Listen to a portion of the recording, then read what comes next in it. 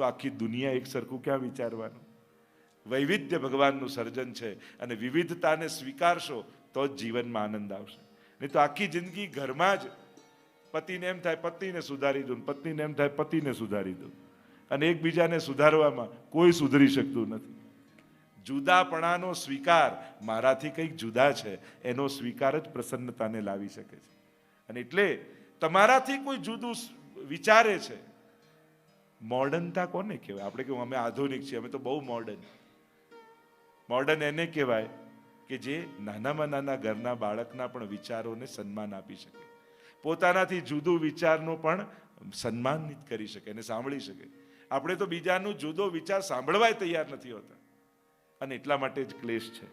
બધા એકબીજાને પોતાના જેવા બનાવવાની મહેનત કરે છે.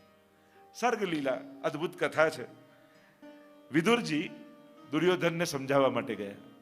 એમને થાય કે યુદ્ધ ટાળી દઉં, અને દુર્યોધને અપમાન કર્યું વિદુરનું. અને વિદુરજીએ પોતાનું ધનુષ મૂક્યું દરવાજે અને ચાલ્યા મહેલ છોડીને. અને આપણા ઘરમાંથી કોઈ ભગવદી ભગવાનનું ભજન કરનારો જો નારાજ થઈને નીકળે તો આપણા ઘરનું આખું પુણ્ય લઈને નીકળી જાય છે. અને એટલે કદાચ કોઈનું સન્માન ન કરી શકો તો વાંધો નહીં, કોઈનું અપમાન આપણા ઘરના આંગણે નહીં કરવું. આ એક અપશુકન માનવામાં આવે છે. કોઈ પણ વૈષ્ણવ, કોઈ પણ બ્રાહ્મણ, કોઈ પણ ભગવદીએ કોઈનું અપમાન કરીને આપણા ઘરેથી નહીં કરવું. વિદુરજી નથી ગયા, માનો આ કૌરવોનું પુણ્ય ભેગું લઈ ગયા. કહેવાય છે કે મહેલ છોડીને નદીના કિનારે કુટિયા બાંધીને રહે છે. ભગવાનને એમ થયું કે આ ભાઈઓ લડે ઠીક નથી, લાવ હું દૂત બનીને જાઉં અને મનાવું દુર્યોધનને. ભગવાને છેક સુધી ઉપાય કર્યા કે મહાભારતનું યુદ્ધ ન થાય.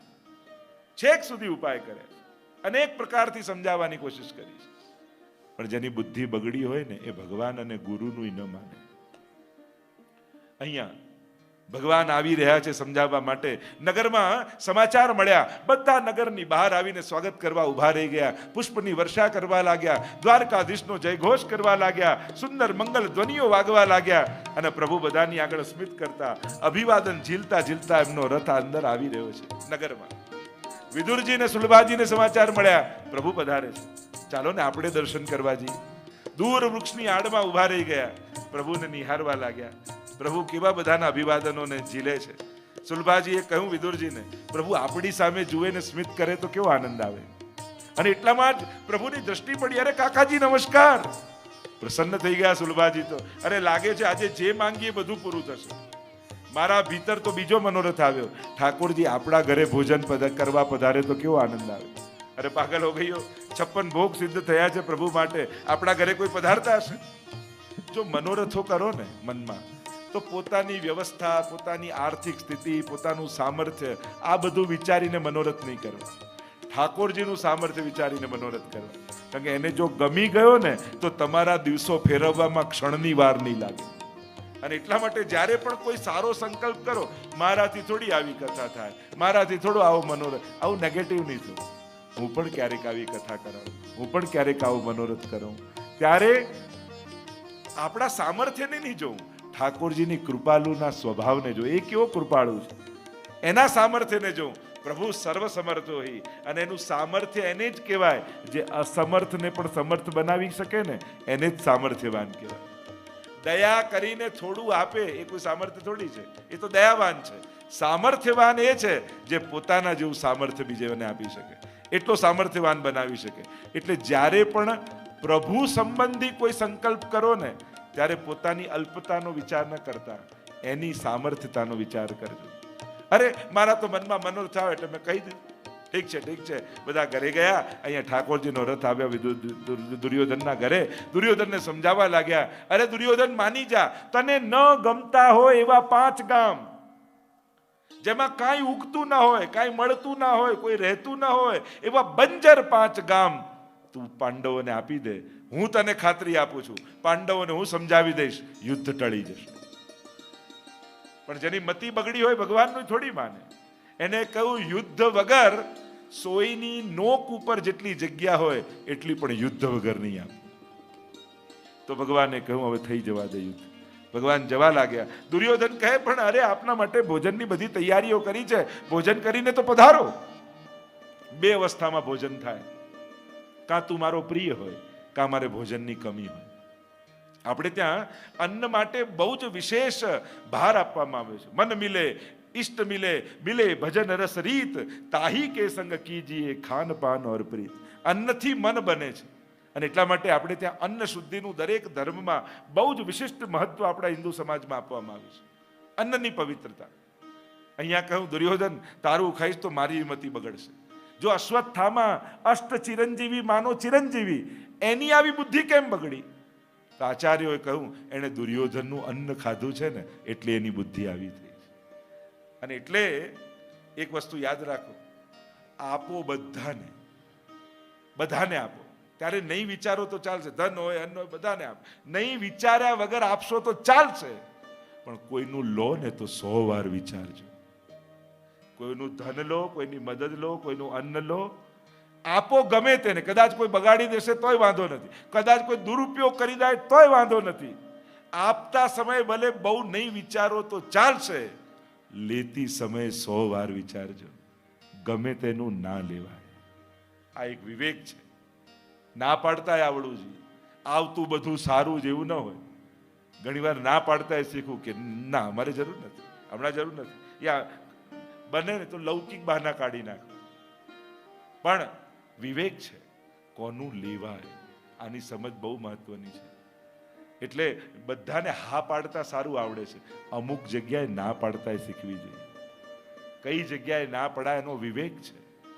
તો જે ચર્ચા આપણે કરી રહ્યા છીએ, અહીંયા દુર્યોધને કહ્યું ભોજન તો કરીને જાઓ. મારું ભોજન તો ક્યારનું તૈયાર છે. પ્રભુ અન્નના થોડી ભૂખ્યા છે, પ્રભુ તો ભાવના ભૂખ્યા છે. અમારા પદ્મનાભદાસજીના તો છોલે આરોગતા ને, ઢગલીઓ કરે, આ દાળ છે, આ ભાત છે, આ શાક છે, અને ઠાકોરજી છોલે આરોગ. ત્યારે ગિરધરજીએ 56 ભોગ કર્યો. પૂછ્યું, બાબા આપને આનંદ આવ્યો? ત્યારે પથરાધીશે કહ્યું, આનંદ તો આવ્યો, પર વો આનંદ નહીં આવ્યો જો પદ્મનાભદાસજી કે છોલા મેં આતો હતો. એ જે આનંદ હતો એ કંઈક જુદો જ છે. અને એટલા માટે પ્રભુ શેનાથી રાજી થાય છે, આ જ્યારે સમજાઈ જશે ને ત્યારે લૌકિક સામર્થ્યનું આકર્ષણ જતું રહેશે. આપણને ઘણીવાર સેવામાં પણ સાધનોનું આકર્ષણ, ઓ એના જેવી સોનાની વાંસળી, એના જેવી માળા, એના જેવી આ સેવાને પણ સાત્વિક રાખજો. બહુ રાજસ્થાનનું રૂપ ના પાય. હવેલીમાં તો નંદાલયમાં ઠાકોરજી બિરાજે છે, એમનો તો જેટલો વૈભવ કરાય એટલો ઓછો છે. પણ ઘણીવાર હવેલીની દેખાદેખી કરવામાં આપણું મન, કારણ કે જેટલું કિંમતી વસ્તુ થશે ને તો આપણું મન લૌકિક છે ને, પછી ઠાકોરજી કરતા વસ્તુ સાચવવામાં ધ્યાન વધારે જતું રહે. એટલે બે વસ્તુ ધ્યાન રાખો, સેવાને અઘરી ન બનાવો અને સેવાને મોંઘી ના બનાવો. કારણ કે ઘણીવાર સેવાનું સ્વરૂપ એટલું અઘરું આપણે બનાવી દઈએ છીએ ને કે ઘણાને તો આપણાથી તો નહીં જ થાય. આ બધું હોય કંઈ નહીં, ખાલી જગાડીને ભોગ ધરવાના, સ્નાન કરે, એમાં કોઈ રોકેટ સાયન્સ હોતું નથી. સેવામાં નાનકડું બાળક પણ કરી શકે એવું હોય છે, પણ આપણે એનું રૂપ એટલું અઘરું બનાવી દઈએ છીએ ને કે ભક્ત માટે અસંભવ જેવું થઈ જાય. તો અઘરું ન બનાવો અને મોંઘું ન બનાવો. ક્યાંક એવી રીતે રૂપ ન બતાવો કે એક નિષ્કંચન વૈષ્ણવને એમ થાય કે મારે ત્યાં થોડી સેવા થઈ શકે, મારે તો કોઈ વ્યવસ્થા નથી. તમે 84-252 જુઓ ને, એક ઓરડાનું ઝૂંપડું હતું, એમાં ઠાકોરજી બિરાજતા હતા. તો એવું તો આપણે નથી ને. કેવા કેવા વૈષ્ણવને ત્યાં ઠાકોરજી મહાપ્રભુજી ગુસાઈજી પધરાય. મને તો ઘણી વાર એમ થાય એ 84-252 જેવા વૈષ્ણવ આજે હવેલીના દરવાજે ઉભા રહે ને તો કોઈ અમારી પાસે આવાય ના દે. આપણા મહાપ્રભુજીને ગુસાઈજી તો દરવાજે જઈને ભેટ્યા છે એમને, ત્યારે પાયો નખાયો છે પુષ્ટિ માર્ગનો. આ 500 વર્ષ શિકારી હતો, ચોર હતો, હિંસક હતો, ક્રોધી હતો, લોભી હતો, મહાપ્રભુજી ક્યાં સ્વભાવ જોયો? જઈને ભેટ્યા છે. જે જીવ જાતિ હોય કોઈ રે તેને તત્ક્ષણ સર્વે સુખો હોય રે, જેને શ્રી વિઠ્ઠલનાથ વિચારે રે તેને પ્રગટ પદાર્થ ચારે. તો કેવા દયાળ! બોલીએ ગુસાઈજી પરમ દયાળ કી જય.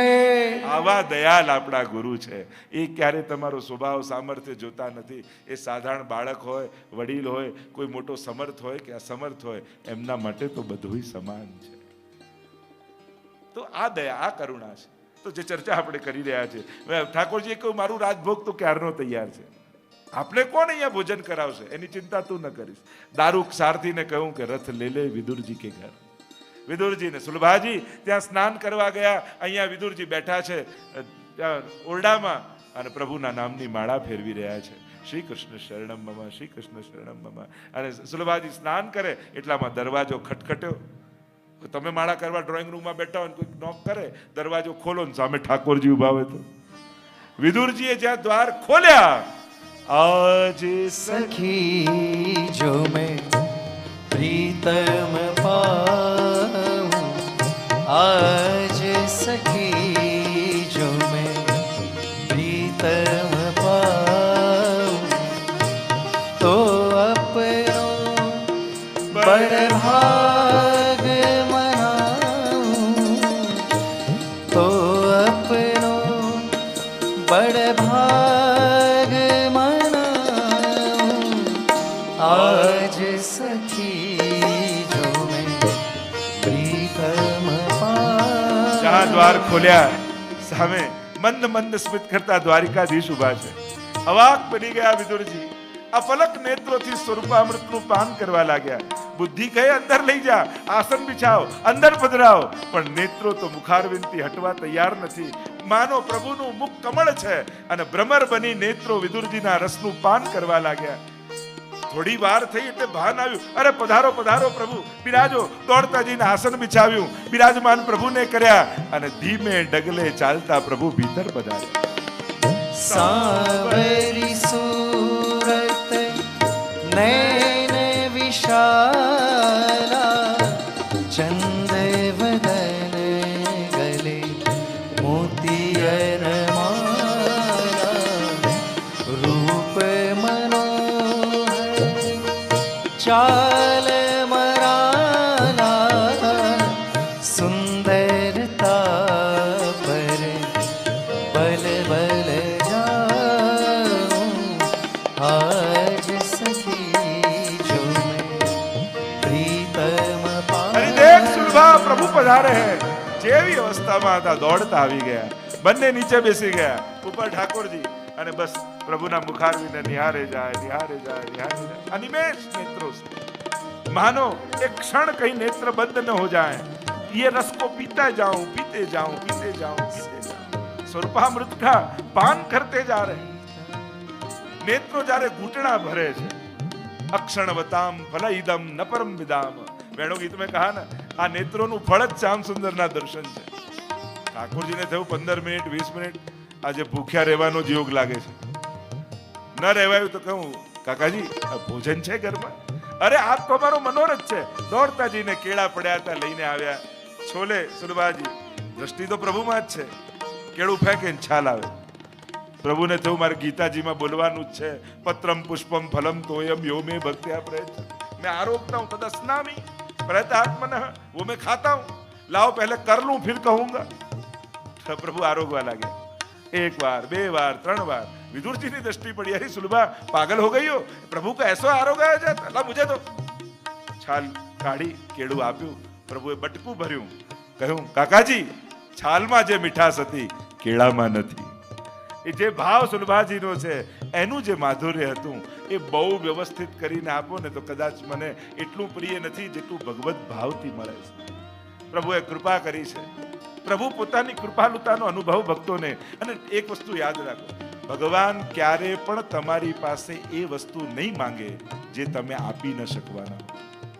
ક્યારે પણ ઠાકોરજી ભક્તને એની અસમર્થતાનું ભાન નથી કરાવતા.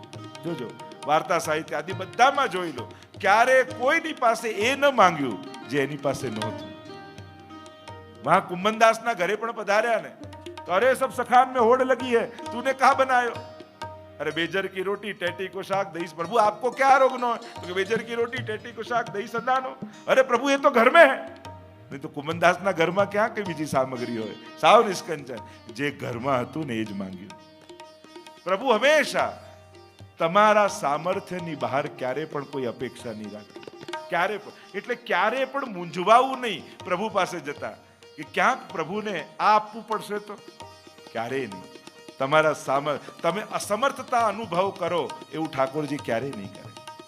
આપણે તો વાર્તા સાહિત્યમાં જુઓ, બધા વૈષ્ણવ કહેવા લાગ્યા, અરે ગુસાઈજી આપે આ કેવા વૈષ્ણવને ત્યાં ઠાકોરજી પધરાવી દે, ના અપરસ ના આચાર વિચાર કાંઈ જાણતા નથી, સૂકો રોટલો ધરે છે. ગુસાઈજીને કહ્યું કે આપ આઈને સમજાવે ને. ગુસાઈજીને થયું લાવ સમજાવું. માજીને સમજાવવા ગયા, બાર ઉટલે બેઠા હતા. પૂછ્યું બાજી કહા સમય હે, ઠાકોરજીનો શું સમય છે? હમણાં રાજભોગ ધરીને આવી છું. અને ગુસાઈજી આ જોયું, દરવાજો થોડો ખુલ્લો હતો અને બાલકૃષ્ણલાલ હાથમાં બાજરાનો રોટલો પકડી દાંતથી તોડી રહ્યા છે. આ ગુસાઈજીએ દર્શન કર્યા અને ગુસાઈજી ચાલતા થયા. જેને ત્યાં ઠાકોરજીને વાંધો ના હોય ત્યાં હું વાંધો ઉપાડનારો કોણ? પ્રભુ જ્યાં આનંદથી આરોગતા હોય, બાધનંબા હરિચ્છયા સેવા કૃતેર ગુરો આજ્ઞા, બાધનંબા હરિચ્છયા આજ્ઞા પ્રમાણે કરવું. પણ ઠાકોરજીને જ મજા આવતી હોય તો ગુરુને શું વાંધો હોય? અરે પ્રભુ જ્યાં આરોગી રહ્યા છે ત્યાં હું શું આચાર વિચાર સમજાવું? પ્રભુ પ્રસન્નતાથી બિરાજે છે. અહીંયા પ્રભુ એવી કૃપા કરી, નિર્ધાર થયો હવે યુદ્ધ થશે. વિદુરજીને એમ થયું કે મારે યુદ્ધ જોવું નથી. ભક્તોને ક્લેશ ગમતો નથી, ભગવાનને ક્લેશ ગમતો નથી. આ ચાર વસ્તુનું પ્રભુને ધરવું નહીં ક્યારે. કડવું, કર્જનું, કઠણ અને ક્લેશનું. આ ચાર વસ્તુ, આ ચાર કકાર યાદ રાખવા. આ ચાર પ્રભુને ન ગમે. કડવું ઠાકોરજીને બહુ ન ભાવે. એટલે મીઠી ખીર જો ભાવે લાલ કો, અને તો હોય મીઠી અને બુરો અધિક મિલાવે. અને હજી યશોદાજી, અરે મૈયા એ તો ફીકી ખીર હે ઓર એક મુઠ્ઠી દાલ ખાંડ. અત્યારે તો ભોગ ધરતા લોકોને ટેન્શન થઈ જાય, પછી લેશે કોણ? પણ પછીનું પછી, અત્યારનું શું? જે લેનારો છે એનું શું? જો સામગ્રી કોઈની ન લેવાય, પ્રસાદ તો ગમે તેને અપાય. આફ્રિકામાં લેનારની કોઈ કમી નથી, એટલે ધરવાવાળાએ કોઈ કંજૂસી કરવી નહીં. અહીંયા ઘણા ભૂખ્યા છે. અને એટલા માટે તકલીફ સમાજની શું છે? જેને રોજ જમવાના આમંત્રણ એને છે જેને ભૂખ જ ન લાગતી હોય. અને જેને ભૂખ છે એને કોઈ દરવાજાની અંદર ઘૂસવાય નથી દેતા. આજ તો સમાજની કરુણા છે, આજ તકલીફ છે. તો જરૂર છે જેના જીવતરની એને કોઈ જીવવા નથી દેતા. જીવે છે મોતના વાંકે એને કોઈ મરવા નથી દેતા. ધરાયેલાના મોઢામાં પરાણે કોળિયા દે છે અને ભૂખાને કાજ વાસી ભાત પણ વધવા નથી દેતા. સુખડના ઘી થકી બળતા સબો ધનવાનના મોંઘા અને ગરીબની લાશ પર પૂરું કફન પણ ચડવા નથી દેતા. તો જ્યાં અભાવ છે ત્યાં કોઈ આપવા નથી જતું, અને જ્યાં જરૂર નથી ત્યાં બગડે તોય મૂકી આવે છે. તો અહીંયા તમારે તો ચિંતા કરવી જ નહીં. એક વાટકી ગળ્યા દૂધમાં બીજાને પીવડાવી દેશો પ્રસાદી, એમાં પુણ્ય જ મળવાનું છે.